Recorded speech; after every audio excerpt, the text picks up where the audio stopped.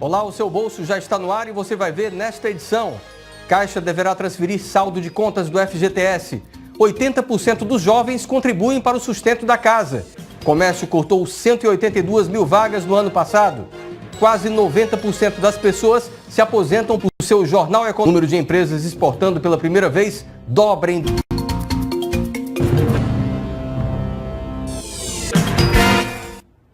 Nesta terça será anunciado o calendário para o saque das contas do FGTS. A Caixa estuda algumas medidas para reduzir as filas nas agências no período das retiradas. O governo federal pretende oferecer aos clientes da Caixa Econômica a opção de transferência automática para a conta corrente dos saldos de contas inativas do FGTS. Nesta terça, deverá ser anunciado o calendário para o saque. O critério para a definição do período para a retirada será o mês de aniversário do trabalhador. O titular da conta inativa poderá utilizar o dinheiro para qualquer finalidade. A Caixa administra as contas do FGTS, o que permitirá à instituição fazer a migração dos valores das contas diretamente para as contas correntes dos clientes. E julho.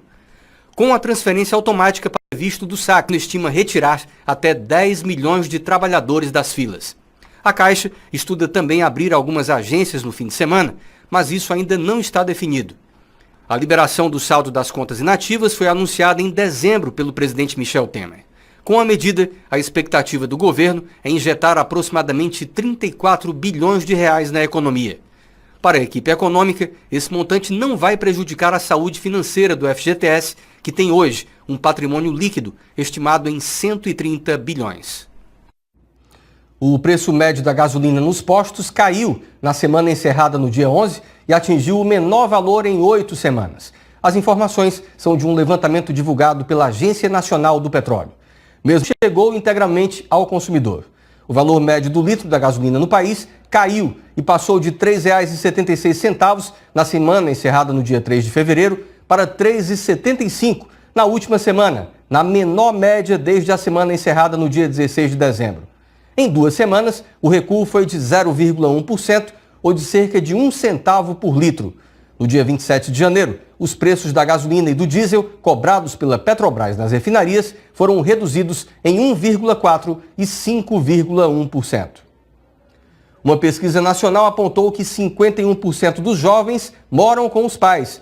44% deles trabalham com carteira assinada. No Brasil, 80% é de uma pesquisa do Serviço de Proteção ao Crédito e da Confederação Nacional de Dirigentes Lojistas. De acordo com o levantamento, 29% arcam apenas com uma parte, sem ser os principais responsáveis, e 27% responderam que não são os principais responsáveis pelas despesas. Já os que não ajudam somam 18%, sendo que 11% afirmam que não possuem qualquer responsabilidade sobre as despesas e que têm as contas pagas pelos pais por falta de renda. A pesquisa ainda aponta que 51% dos jovens moram com os pais, 38% com companheiro ou cônjuge e 4% vivem sozinhos. Do total de jovens entrevistados, 46% estão solteiros, 44% têm um trabalho com carteira assinada como fonte de renda. Cerca de 25% deles disseram trabalhar informalmente, fazendo bicos ou atuando como freelancers, e 10% fazem estágio. Aqueles que recebem ajuda financeira dos pais somam 10% e os que não possuem renda representam 8%. E a quantidade de veículos novos adquiridos por meio de financiamentos caiu 7,3% em janeiro, em relação ao igual mês do ano passado.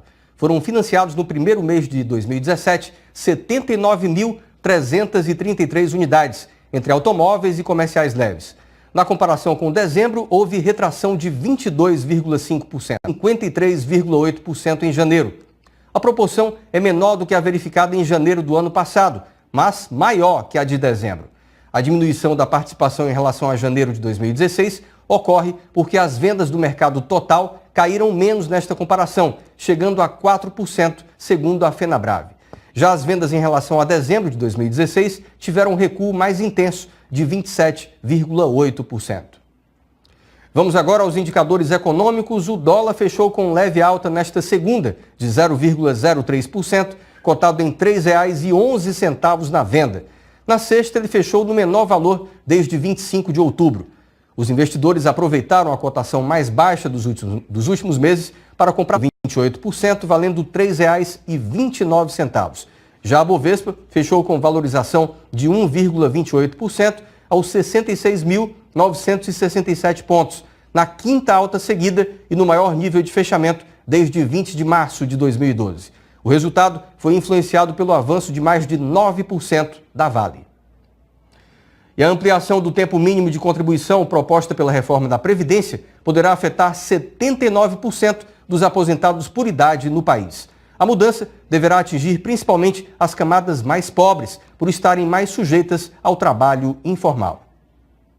Quase 90% dos trabalhadores no Ceará se aposentam quando atingem a idade mínima de 65 anos para requerer o benefício. Os dados são relativos a 2014 e foram divulgados pela Secretaria da Previdência Social. Com as dificuldades de grande parte da população, principalmente os mais carentes, em conseguir postos de trabalho formais, essa é a única maneira para muitos de poder se aposentar. A ampliação do tempo mínimo de contribuição de 15 anos para 25 anos, proposta pelo projeto de reforma da Previdência do governo, afetaria 79% dos aposentados por idade no país. A mudança deve atingir principalmente as camadas sociais mais pobres, uma vez que estão mais sujeitas ao trabalho informal e, portanto, têm menos tempo de contribuição. O valor médio dos benefícios de R$ 890 é menos de R$ 825. Em comparação com os estados do Nordeste, o Ceará é o quarto com maior proporção de aposentados por idade, ficando atrás do Maranhão, Piauí e Paraíba. Em relação ao restante do país, o Ceará fica em 11º lugar. A média de aposentados por idade no Brasil é de 66,5%. E o comércio varejista registrou em 2016 o pior ano da sua história. O setor bateu recordes de fechamento de lojas, de demissões e de queda nas vendas. No ano passado, 108.700 lojas encerraram atividades no país e 182 mil trabalhadores foram demitidos. No Ceará, foram encerrados 2.500 da série histórica iniciada em 2005 pela Confederação Nacional do Comércio de Bens, Serviços e Turismo. Em 2 anos, o comércio encolheu em mais de 200 mil lojas no país e quase 360 mil empregos diretos. O tombo nas vendas até novembro, que representa o último dado disponível do IBGE, foi de 8,8% no ano e de 9,1% em 12 meses. O número de pessoas inadimplentes no país em janeiro manteve-se em 58 milhões e 300 mil, sendo o mesmo número de dezembro passado. Já na comparação com o mesmo mês de 2016, houve aumento de 700 mil nomes. A região sudeste concentra o maior número de inadimplentes, seguida pelo Nordeste, Sul, Norte e Centro. De acordo com o levantamento, 39% da população brasileira adulta integra a lista de devedores em atraso. A maior parcela de inadimplentes tem idade entre 30 e 39 anos. A quantidade de empresas brasileiras que exportou pela primeira vez mais do que dobrou no ano passado. A informação é de um levantamento feito com dados do Ministério do Desenvolvimento, Indústria e Comércio. O número de empresas visando o mercado externo aumentou durante a crise.